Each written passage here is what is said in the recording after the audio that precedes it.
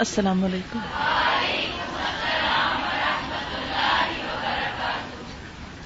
کیا حال ہے؟ ٹھیک ہے آپ سب لوگ؟ نحمده ونصلي على رسوله الكريم اما بعد فاعوذ بالله من الشيطان الرجيم بسم الله الرحمن الرحيم رب اشرح لي صدري ويسر لي امري واحلل عقدة من لساني يفقهوا قولي.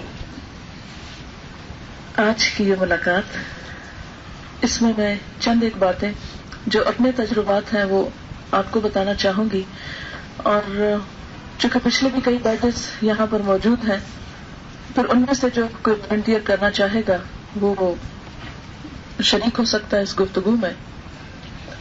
بنیادی طور پر جو بات میں آج کی اس گفتگو میں کرنا چاہتی ہوں وہ آخرت کا ایک عملی تجربہ ہے. یہاں سے جانے کو میں اپنی دنیا سے جانے کو تعبیر کرتی ہوں. ہم سب نے ایک دوسرے کو کیسے جانا، کیوں جانا؟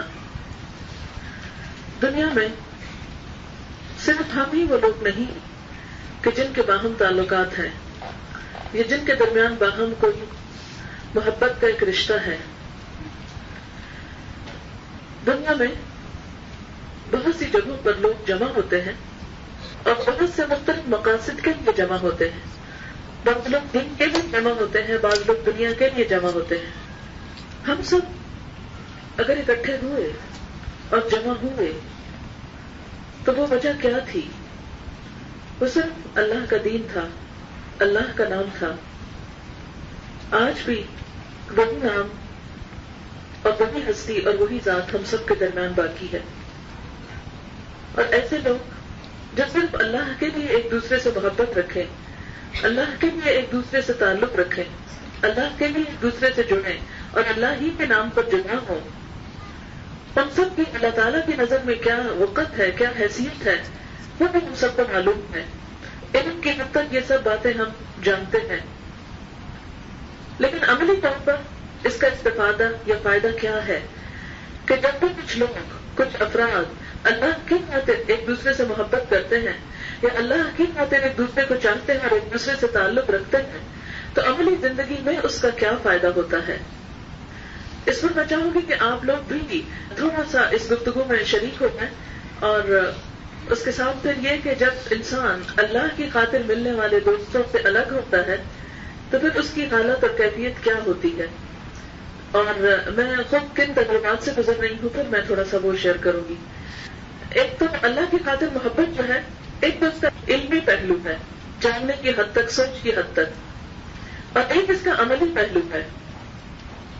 نظری حد تک تو ہم نے یہ جانا کہ اس کا ثواب بہت ہے، اجر بہت ہے، اللہ تعالیٰ کو اپنے نام پر جمع ہونے والوں سے محبت ہے.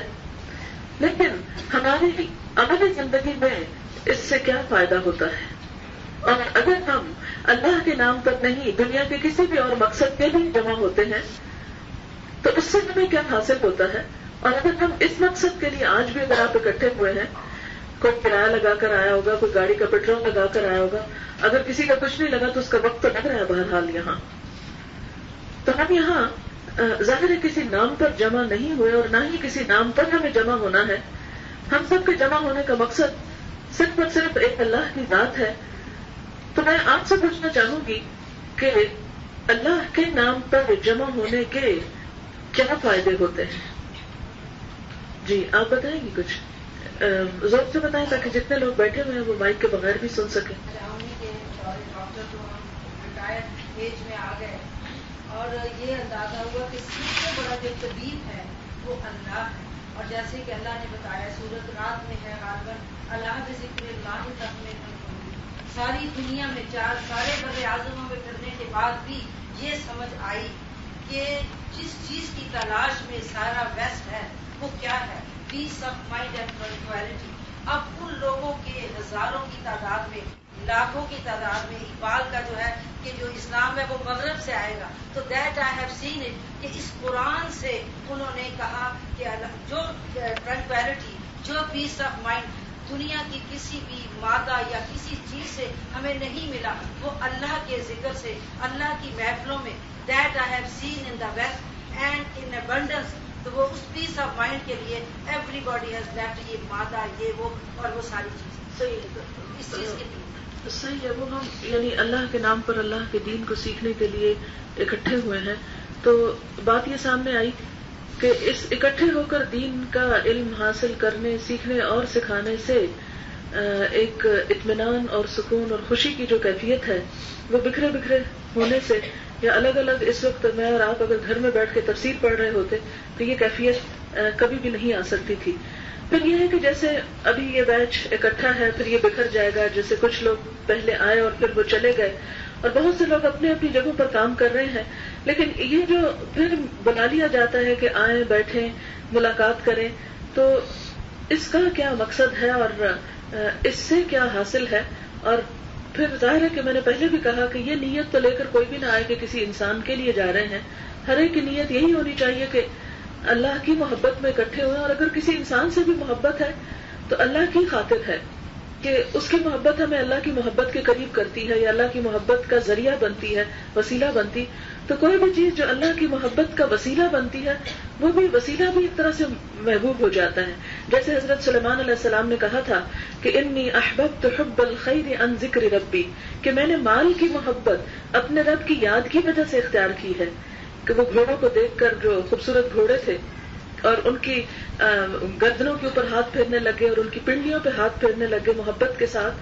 تو وہ ان کے ساتھ محبت کس لیے تھی کہ یہ مجھے رب کے محبت سے قریب کرتے ہیں. اور جیسے ہم دعا بھی مانگتے ہیں اللہم ارزقنا حبک وحب من یحبک، تو یہ دعا اللہ کے نبی صلی اللہ علیہ وسلم نے خود سکھائی کہ اے اللہ تو ہمیں اپنی محبت عطا کر اور اس شخص کی محبت عطا کر جو ہمیں تیری محبت سے قریب کرے. وحب من یحبک، کیونکہ یہ بھی انسان کے لیے ایک بہت بڑی نعمت ہوتی ہے کہ انسان کو زندگی میں ایسے لوگ ملے جو اللہ سے جوڑ دیں اور اللہ کی محبت کے قابل کریں. وہ چیز ہر دل کے اندر ہوتی تو ہے لیکن خود بخود وہ گرو نہیں کرتی. جیسے کوئی بھی بیج اگر پڑا ہے اور کھیت بھی ہے لیکن جب تک ایک کسان وہ بیج ایک کھیت میں ڈال کے اس کو پانی نہیں دیتا سیراب نہیں کرتا تو وہ پودا نہیں اگتا. تو یہاں الہدا میں آنا یا کسی بھی دینی جگہ پر اکٹھے ہونا یہ دراصل کیا ہے کہ ایک زمین تو تھی آپ کے اندر، خیر بھی تھی بھلائی بھی تھی. ہم نے کیا کیا؟ علم کا پانی دے کر اسے سیراب کیا اور اللہ کی محبت کا بیج بویا. اور ہر دل کے اندر وہ پودا کسی نہ کسی لیول کا موجود ہے. آپ نے دیکھا ہوگا کہ سڑک پر جب پلانٹیشن ہوتی ہے کچھ پودے بہت مضبوط ہوتے ہیں، بہت بڑے ہو جاتے ہیں اور کچھ وہیں پر جل سڑ جاتے ہیں، کوئی آندھی طوفان سے گر جاتے ہیں. کبھی بھی آپ یہ جو سڑکوں پہ لگے ہوئے پودے میں اکثر گزرتی ہوں تو دیکھتی ہوں کہ یہ ایک ہی وقت میں لگے، ایک موسم میں لگے، ایک سائز کے لگے، کوئی بڑا ہو گیا کوئی چھوٹا ہو گیا کوئی لگ کے گر گیا. ایسا کیوں ہوا؟ یعنی اپنی اپنی حیثیت اور ہستی کے مطابق ہی ہر ایک کو گرو کرنے کا موقع ملا. تو بالکل اسی طرح یہاں ایک پلیٹ فارم ہے جس سے دلوں میں اللہ کی محبت جگائی جاتی ہے اور پھر اس پودے کو اپنی اپنی صلاحیت اور زمین کے مطابق گرو کرنے کا موقع ملتا ہے. تو ہمیں اللہ سے اگر محبت ہے تو اللہ والوں سے بھی محبت ہونی چاہیے اور آپس میں ایک دوسرے کے ساتھ محبت جو ہے وہ بھی نہایت ضروری ہے. نبی صلی اللہ علیہ وسلم نے فرمایا، وہ حدیث آپ کو یاد ہوگی، کہ خدا کی قسم تم لوگ جنت میں نہیں جا سکتے جب تک کہ تمہارے اندر ایمان نہ ہو، اور ایمان آ نہیں سکتا جب تک کہ آپس کی محبت نہ ہو. اور محبت کے لیے کیا نسخہ بتایا گیا تھا کہ سلام کثرت سے کرو. اب اس کا یہ مطلب نہیں کہ صرف جب کوئی سامنے اچانک نظر آ جائے تو آپ اس کو سلام کر لیں. اس کا مطلب کیا ہے کہ تعلقات قائم رکھو، یعنی ایک دوسرے کے ساتھ تعلق قائم رکھو. اب آپ دیکھیں کہ اگر آپ کا تعلق صرف ان لوگوں کے ساتھ ہے کہ جو صرف دنیا کے بارے میں فکر مند ہیں، دنیا ہی کی باتیں سوچتے ہیں، دنیا ہی ان کا اوڑھنا بچھونا ہے، تو ان لوگوں کی کمپنی میں حاصل کیا ہوگا، نتیجہ کیا نکلے گا کہ ہمارے دل میں بھی وہ اللہ کی محبت والا جو پودا ہے وہ سوکھنے لگے گا اور دنیا کی محبت والی جو جھاڑ جھنکار ہے ادھر ادھر وہ زیادہ اگ جائے گی اور اس کی بھی غذا جو اصل پودے کو ملنی چاہیے وہ خود کھینچ جائے گی. آپ نے دیکھا ہوگا کہ اگر کسی باغ میں اچھے پھول لگے ہوئے ہیں لیکن ساتھ ہی گھاس پھوس اگی بھی ہے تو وہ کیا ہوتا ہے، وہ گھاس اور جھاڑ جھنکار اصل پودے کی بھی غذا لے لیتی ہے اور پھر اصل پودا پیلا ہونے لگتا ہے اور وہ گرو کرنے لگتی، کثرت سے پھیلنے لگتی ہے. تو اسی طرح جب ہم ایسے لوگوں سے ملتے نہیں کہ جن کے دلوں میں اللہ کی محبت ہے یا اس محبت کے راستے میں سب اکٹھے ہیں، تو ہوتا کیا ہے جب ہم صرف ان لوگوں سے ملتے ہیں یا صرف اس کمپنی میں رہتے ہیں کہ جہاں اللہ کی محبت نہیں تو ہمیں دنیا کی محبت پر غالب آنے لگتی ہے. اسی لیے آپ دیکھیں کہ قرآن پاک میں کہا گیا والعصر ان الانسان لفی خسر الا الذین آمنوا وعملوا الصالحات وتواصوا بالحق وتواصوا بالصبر. قسم ہے زمانے کی، یقیناً انسان خسارے میں ہے سوائے ان لوگوں کے جو ایمان لائے، جنہوں نے نیک کام کیے. اور صرف نیک کام اپنی ذات تک کرنا کافی نہیں بلکہ ایک دوسرے کو بھی حق کی تلقین کی اور ایک دوسرے کو صبر کی تلقین کی. تو جیسے وہ راز حیات میں پڑھا تھا آپ نے کہ ایک کیکڑا پھسل کے وہ باہر نکلنے لگے تو باقی پکڑ کے کھینچ کے اس کو ٹوکری کے اندر کر دیتے ہیں. تو یہ وتواصوا بالحق اور وتواصوا بالصبر ہے. صبر اسی چیز کا نام ہے کہ دوسروں کو اس راہ پر جمائے رکھا جائے. ورنہ تنہا تنہا پودے تو وقت کے طوفانوں اور آندھیوں میں بہت جلدی ختم ہو جاتے ہیں. اور آج کے دور میں جتنے فتنے ہیں ان فتنوں میں کچھ بعید نہیں کہ ایک شخص خواہ اللہ کی محبت سے، دین کی محبت سے، اپنے مقصد کی محبت سے کتنا بھی سرشار ہو اور وہ ان طوفانوں کے آگے تنہا ان کا مقابلہ نہ کر سکے اور ختم ہو کر رہ جائے. تو اس لیے آپس میں بھی سب کا ملتے رہنا، چاہے وہ چھوٹی گیدرنگ ہو، چاہے بڑی ہو، چاہے کسی بھی موقع پر ہو، یہ انتہائی ضروری ہے ہمارے ایمان کی جو گروتھ ہے اس کے لیے. اور پھر اس میں یہ بات بھی آپ دیکھیں کہ جو نبی صلی اللہ علیہ وسلم نے فرمایا کہ جب تک تم آپس میں سلام نہ کرو افشوا السلام بینکم، سلام کو آپس میں رواج دو. یعنی مراد اس سے کیا ہے؟ سلام تبھی آپ کسی کو کریں گے جب آپ کسی کو ملیں گے. جب آپ گھر میں بیٹھے ہوں گے تو آپ کس طرح سلام کر سکتے ہیں؟ اکیلے بیٹھ کے تو سلام نہیں ہو سکتا. آپ ٹیلی فون کریں گے، آپ ملنے کے لیے جائیں گے، اور اس میں یہ ہے کہ جہاں بھی ممکن ہو، ضروری نہیں کہ یہاں پر ہی آپ آئیں، ہاں کبھی کبھی یہاں بھی ملاقات ہونی چاہیے تاکہ ایک دوسرے کے تجربات سے فائدہ اٹھایا جائے. لیکن کہیں پر بھی یہ ملاقات ہو، یہ انسان کی ایمانی ضرورت ہے، روحانی ضرورت ہے کہ انسان کو اللہ تعالیٰ نے کمزور پیدا کیا ہے اور تنہا تو وہ بہت ہی کمزور ہے. وتواصوا بالحق کی اسے ہر وقت ضرورت رہتی ہے اور وتواصوا بالصبر کی بھی ضرورت رہتی ہے. تو اس لیے ایسی ملاقاتوں کے لیے وقت نکالنا جو ہے اسے کبھی بھی کمتر نہ سمجھے، حقیر نہ سمجھے. اس موقع پہ وہ حدیث بھی یاد دلاؤں گی. اصل میں باتیں سب یاد ہوتی ہیں، پھر ہم بھول جاتے ہیں اور پھر ہم کچھ اور، چونکہ جو کچھ ہم دیکھتے رہتے ہیں اسی میں محو ہو جاتے ہیں. وہ حدیث کیا ہے کہ ایک شخص کہیں جا رہا تھا کسی سے ملاقات کرنے کے لیے، تو ایک فرشتہ انسان کی شکل میں آیا اور اس نے پوچھا کہ تم کہاں جا رہے ہو؟ اس نے کہا کہ میں فلاں شخص سے ملنے کے لیے جا رہا ہوں. کیوں جا رہا ہوں؟ مجھے اس سے محبت ہے. کیوں محبت ہے؟ اللہ کی خاطر محبت ہے. اس نے کہا کوئی اور غرض، کوئی اور مقصد، کوئی اور چیز، کوئی کام ہے تمہیں، کوئی تجارت ہے، کوئی لین دین؟ اس نے کہا کچھ بھی نہیں، صرف اللہ کی خاطر اس سے محبت کرتا ہوں اور اس لیے اس سے ملاقات کرنے کو جا رہا ہوں. تو فرشتے نے اسے کیا خوشخبری دی کہ تمہاری اس محبت کی وجہ سے اللہ تعالیٰ بھی تم سے محبت رکھتا ہے. تو کبھی انسان سوچتا ہے کہ کیا یہ محبت اور آپس کا تعلق اتنا اہم ہے، اتنا ضروری ہے کہ جو انسان کو اللہ کی محبت کے قابل بناتا ہے. اور پھر اس میں آپ یہ بھی دیکھیں کہ وہ حدیث تو سب نے بہت اچھی طرح یاد کی ہوئی ہوگی کہ قیامت کے دن وہ لوگ جو اللہ کی خاطر ایک دوسرے سے محبت کرتے ہوں گے، انبیاء اور شہداء ان پہ رشک کریں گے اور وہ عرش کے سائے تلے ہوں گے. اور ان 7 خوش قسمت لوگوں میں سے کہ جنہیں اللہ تعالیٰ وہ بہترین مقام دے گا کہ جس دن کوئی سایہ نہ ہوگا، اپنے سائے تلے جگہ عطا فرمائے گا اور ارشاد فرمائے گا این المتحابون فیّا، کہاں ہے میری خاطر محبت کرنے والے؟ الیوم اظلہم یوم لا ظل الا ظلی، آج میں انہیں اپنے سائے تلے جگہ دوں جس دن میرے سائے کے سوا کوئی سایہ نہیں. کبھی میں سوچتی ہوں کہ ٹھیک ہے باقی جو اس میں آتے ہیں کہ مثلاً ایک شخص صدقہ دیتا ہے، دائیں ہاتھ سے دیتا ہے، بائیں کو خبر نہیں. وہ نوجوان جس کی نوجوانی عبادت میں گزری، حاکم عادل، بڑی بھاری بھاری ذمہ داریاں اور بڑے بڑے مشکل کام ہیں. وہ محبت تو سب سے آسان کام ہے لیکن حقیقت میں آسان نہیں ہے. اس محبت کو خالص رکھنا، بدگمانیوں سے پاک رکھنا اور واقعی اللہ کی خاطر محبت کا حق ادا کرنا آسان نہیں ہے، اور اسے قائم رکھنا بھی آسان نہیں ہے. اس کے لیے بھی ایفرٹ کرنا پڑتی ہے. یعنی باقی میں سارے کام جو پڑھتی تھی وہ 7 عرش کے سائے تلے لوگ، تو میں سوچتی تھی کہ یہ بھی مشکل، یہ بھی مشکل. سب سے آسان جو مجھے لگتا تھا وہ یہ لگتا تھا. لیکن حقیقت ہے کہ یہ بھی ایک مشکل کام ہے، کیونکہ جہاں پر اللہ کی خاطر محبت ہوتی ہے شیطان کے وسوسے بھی وہیں پر زیادہ آتے ہیں. اس تعلق کو کاٹنے اور ختم کرنے میں بھی شیطان سب سے زیادہ وہیں پر وار کرتا ہے. تو بہرحال جو کچھ ہم نے پڑھا اس پر ذاتی زندگی میں عمل کرنے کے لیے اور اس کو دوسروں تک پہنچانے کے لیے ایک مسلسل جدوجہد اور ایفرٹ کی ضرورت ہے. اگر ہم اس چیز کے ساتھ اپنے آپ کو چلے، اگر روز آتے تھے تو ہفتے میں ایک دفعہ نہیں تو مہینے میں نہیں تو 6 مہینے میں، سال میں، کہیں نہ کہیں اکٹھے ہو کر سب کو ایک دوسرے کے ساتھ اپنے احساسات جو ہے وہ شیئر کرنا چاہیے. مثلا اب میں نے جا کے کیا ایکسپیرینس کیا، اب اگر میں آپ کو نہیں بتاتی تو جو کچھ میں نے سیکھا اس سے آپ کو کوئی فائدہ نہیں ہو سکتا. اسی طرح آپ لوگ کیا اپنی اپنی جگہ پر کر رہے ہیں، کیسے کر رہے ہیں، کیا مشکل ہے، کیا چیز ایک دوسرے کو فائدہ دے سکتی ہے. تو میں سمجھتی ہوں کہ جو بہت سارے دماغ مل کے کام کرتے ہیں تو اس کا فائدہ ہی کچھ اور ہوتا ہے. ہاں سمیہ تم بتاؤ، کچھ کہنا چاہو؟ زور سے کھڑے ہو کے سب سے اس بات کرو.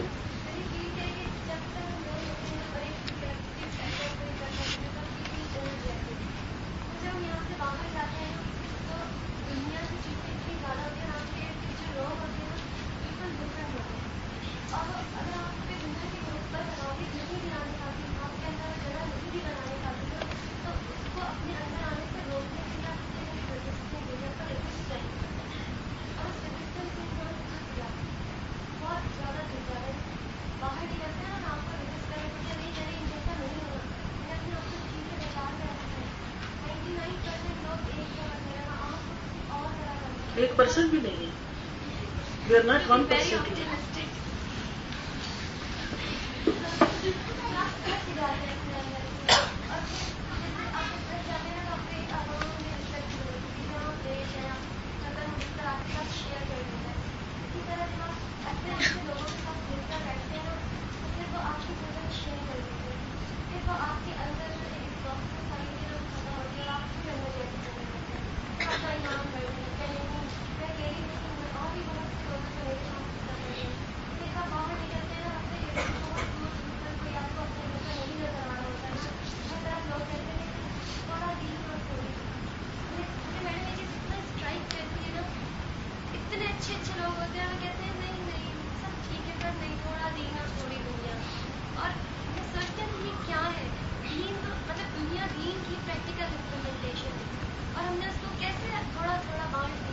اس لیے کہ انہوں نے سیکھا ہی نہیں، دیکھا ہی نہیں کہ دین ہے کیا چیز، دین کی روح کوئی نہیں پہنچے.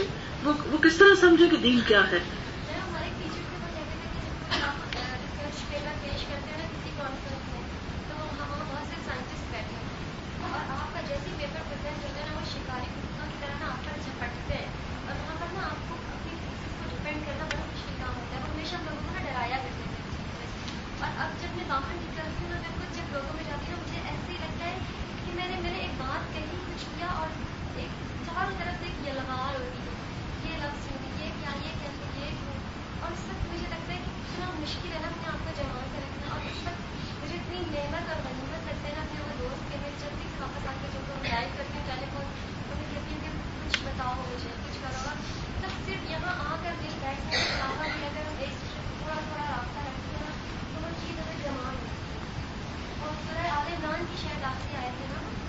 یا ایھا الذین آمنوا اصبروا وصابروا ورابطوا واتقوا اللہ لعلکم تفلحون.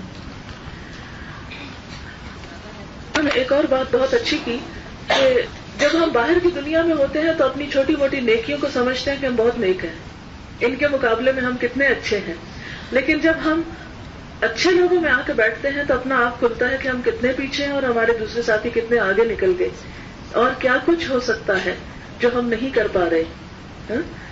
تو اس سے ایک قسم کا وہ جو کمپٹیشن ہے نیکی میں، فاستبقوا الخیرات، یعنی نیکی میں پیچھے کی طرف گیئر لگنے کی بجائے تھوڑا آگے کو لگ جاتا ہے، فاستبقوا کی کیفیت آتی ہے. جی کوئی اور کچھ کہنا چاہے؟ جی پیچھے.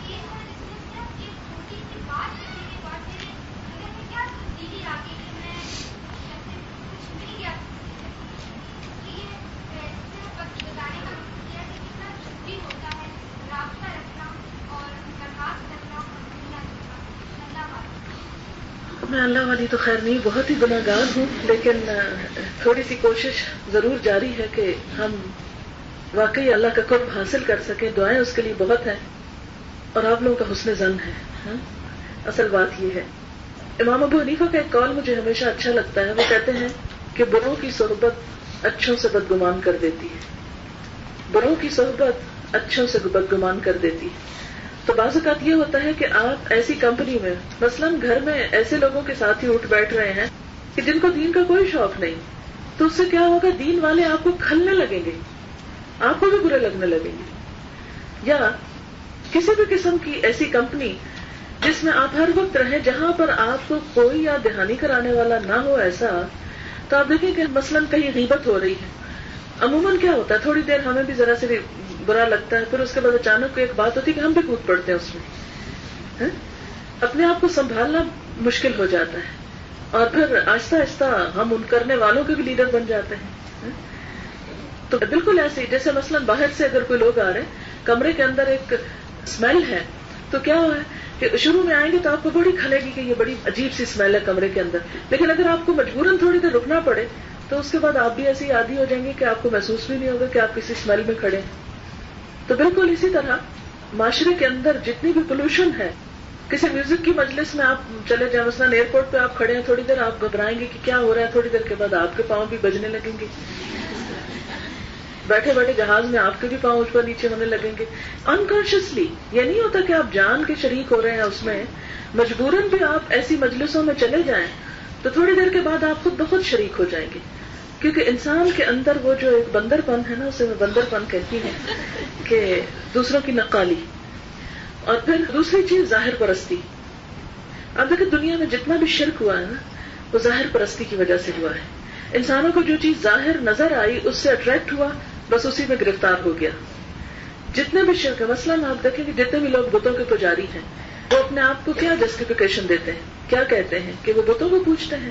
نہیں، وہ یہ کہتے ہیں کہ یہ ہمیں ما نعبدہم الا لیقربونا الی اللہ زلفی، ہم ان کو نہیں پوجتے، یہ تو ہمیں اللہ کا تقرب عطا کرتے ہیں. پتھر کے بت بھی انسان اگر سبب ہے تقرب کا، جیسے انبیاء ہیں، اولیاء ہیں، کوئی بھی، وہ تو ایک الگ چیز ہے کہ وہ اللہ کی محبت میں ڈوبے ہوئے ہیں تو انہیں دیکھ کے آپ کو بھی خدا یاد آ گیا. لیکن پتھر کے اندر کون سی محبت ہے خدا کی کہ جو آپ کو خدا کی یاد دلاتے ہیں؟ تو یہ جو انسان کی بہت بڑی کمزوری ہے، ظاہر پرستی کی. جو چیز ظاہر نظر آتی ہے بس انسان اسی چیز کا ہو کے رہ جاتا ہے. اور پھر نقالی کی جو کیفیت ہے انسان کے اندر، کہ جس طرح دوسروں کو دیکھتا ہے کرتے ہوئے تو کہتے ہیں کہ انہوں نے جہنم میں جانا ہے، ان کو اللہ جہنم میں پھینکے گا، ہم بھی کیوں نہ ایسا ہی کر لیں جیسے سب لوگ کر رہے ہیں. اچھا، کوئی اور کچھ کہنا چاہے؟ جی آپ بولیں. جب انسان ڈگمگانے لگتا ہے، خاص کر میں نے نوٹ کیا ہے، آپ کمزور ہو رہے ہوتے ہیں، آپ میں بھی چانسز ہو رہے ہوتے ہیں کہ آپ غلط کام کرنے لگو، تب آپ کو نیک دوست بہت ہیلپ کرتا ہے. آپ اگر اچھے ماحول میں چلے جائیں تو آپ ایک دم سے رک سکتے ہیں بہت آسانی کے ساتھ، مگر اگر اس وقت آپ بری صحبت میں چلے جائیں تو پھر چلنے میں کوئی دیر نہیں لگتی، آرام سے بنا کے چل جائیں. ایک اور سینگ میں نے پڑھی تھی کہ جس نے مجھے بہت فائدہ دیا، وہ یہ تھی کہ حالات نہیں خیالات بدلتے ہیں تو انسان بدلتا ہے. حالات کے بدلنے سے تبدیلی نہیں آتی، اصل تبدیلی خیالات کے بدلنے سے آتی ہے. آپ ایک اچھے سے اچھا کام بھی کر رہے ہو، پورے سازگار حالات ہیں، لیکن آپ کا دل بدل گیا ہے تو آپ کے لیے کیا ہے؟ وہ کام بالکل آپ کو بیکار نظر آتا ہے. مثلا ہم سب کا کیا حال تھا دین کا علم پڑھنے پڑھانے سے پہلے کہ ہم گھروں میں دنیا کی محبت میں کس طرح کھوئے ہوئے تھے نا.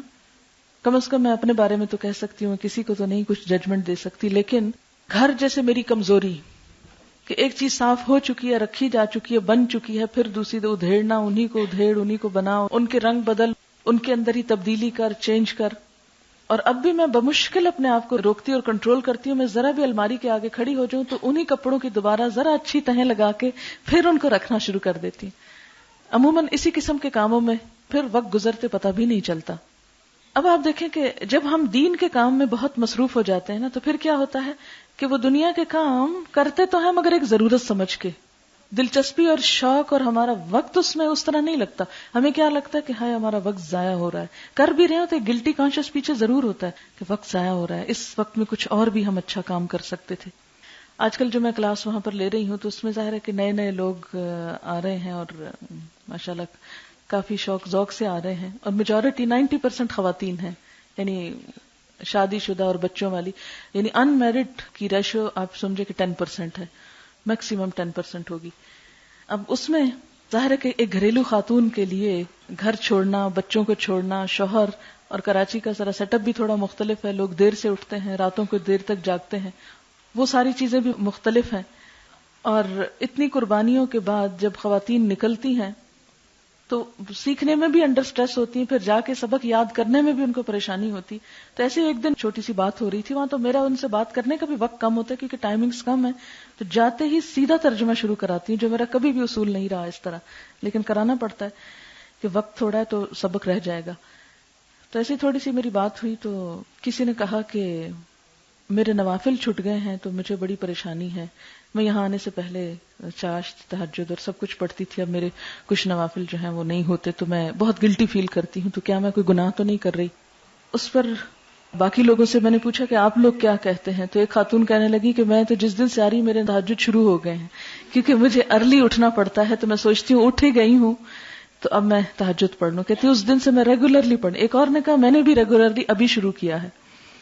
اچھا، باقی زیادہ تر جو لوگ تھے وہ یہ کہہ رہے تھے کہ ہم نے ابھی شاید کوئی بہت نیکیاں تو نہیں شروع کی، لیکن کسی نے کہا میرا ٹی وی چھٹ گیا ہے، کسی نے کہا میری پارٹیز چھٹ گئی ہیں، کسی کا کچھ چھٹ گیا، کسی کا کچھ چھٹ گیا. تو بہت سی جو فضول قسم کی ایکٹیویٹیز تھیں کہ جو جسٹ ویسٹ آف ٹائم، وہ چھٹ گیا ہے لوگوں سے، کیونکہ اس کی بجائے آپ کو ایک اور چیز مل گئی نا. تو اب آپ کے چونکہ خیال بدلا ہے نا، آ کر خیال بدلا کہ زیادہ امپورٹنٹ یہ کرنے کا کام ہے، لہذا جب آپ گھر لوٹتے ہیں تو پھر آپ کمپیئر کرتے ہیں کہ مجھے اب کیا کرنا ہے، مجھے تو سبق یاد کرنا ہے. اب وہ سبق یاد کرنے میں جو بیٹھے تو ٹیلی ویژن کی چاہے 40 انچ کی اسکرین سامنے پڑی ہو تو اسے کون آن کرے گا اور کس کا دل اس میں لگے گا؟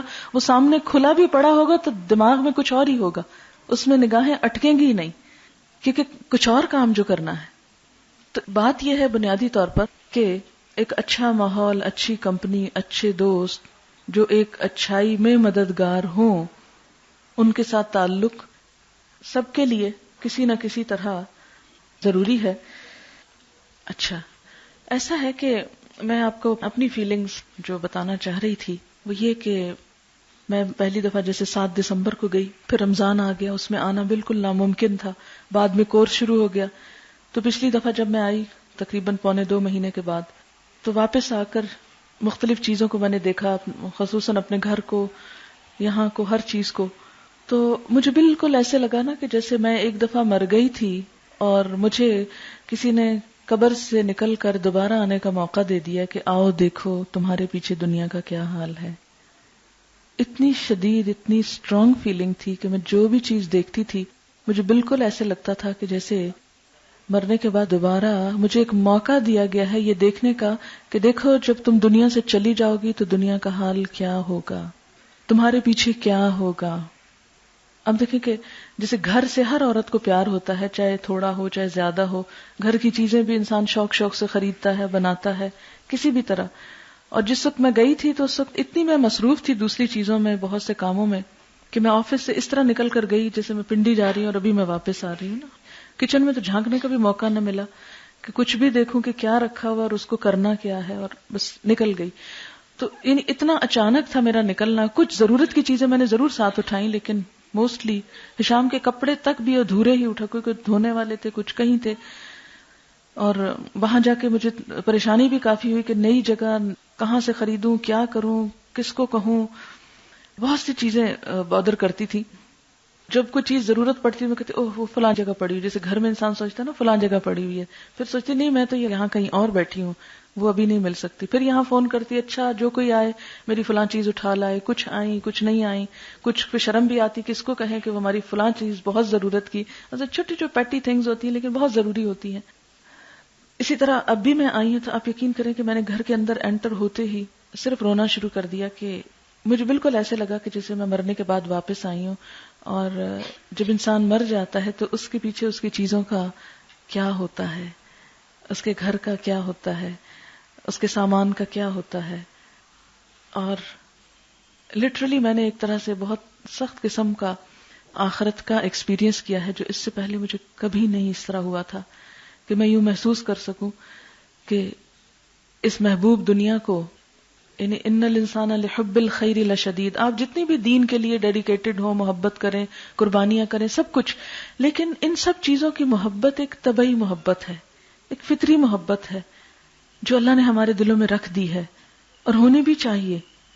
بچوں کی، شوہر کی، گھر کی، چیزوں کی، دنیا کے جو بھی اللہ تعالیٰ نے کوئی نعمت دی ہے اس چیز کی ایک قدرتی اٹیچمنٹ ہوتی. اور کچھ چلے آپ محبت نہ صحیح، آپ یوں کہیں کہ اٹیچمنٹ ہے، ایک ایسوسیشن ہے کہ یہ آپ کی چیز ہے.